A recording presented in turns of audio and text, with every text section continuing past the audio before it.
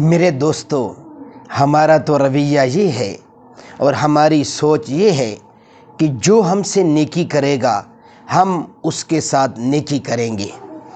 اگر ہمارے ساتھ وہ نیکی نہیں کرے گا تو ہم بھی اس کے ساتھ نیکی نہیں کریں گے، یعنی جس طرح کا وہ سلوک کرے گا ہم بھی اسی طرح کا سلوک کریں گے۔ اگر میں بیمار ہوا، وہ مجھے پوچھنے کے لیے آیا تو میں اس کے پوچھنے پہ جاؤں گا، اگر وہ نہیں آیا تو میں بھی نہیں جاؤں گا۔ میری خوشی میں وہ شریک ہوا تو میں اس کی خوشی میں شریک ہوں گا، وگرنہ نہیں۔ میری غمی میں وہ شریک ہوا تو ٹھیک ہے، وگرنہ میں اس کی غمی میں اگر وہ نہ ہوا میری غمی میں شریک تو میں بھی نہیں ہوں گا۔ ہمارا تو یہ رویہ ہے۔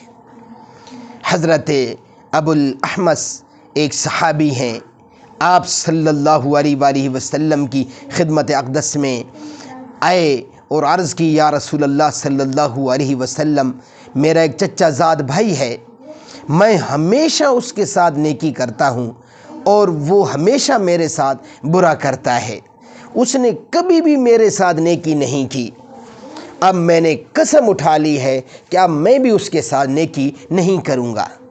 دیکھنا آپ صلی اللہ علیہ وآلہ وسلم نے کیا خوبصورت جواب دیا۔ یہ میرے لیے اور آپ کے لیے بہت بڑی نصیحت ہے اور سبق ہے۔ آپ صلی اللہ علیہ وآلہ وسلم نے فرمایا، اے میرے دوست رضی اللہ تعالی عنہ، آپ اپنی قسم کا کفارہ دے دیں لیکن ان کے ساتھ برا نہ کریں، بلکہ پہلے سے بھی زیادہ آپ ان کے ساتھ اچھا کریں۔ مفہوم حدیث پاک فرمایا آپ اس سے زیادہ اچھا کریں، یعنی کہ آپ اگر پہلے تھوڑا اس کے ساتھ اچھا سلوک کرتے تھے تو اب اور زیادہ ان کے ساتھ اچھا سلوک کریں، یعنی کہ اگر وہ آپ کے ساتھ اچھا سلوک نہیں کرتا تو آپ اس کے ساتھ بالکل برا سلوک نہ کریں، بلکہ آپ اس کے ساتھ اچھا ہی سلوک کریں۔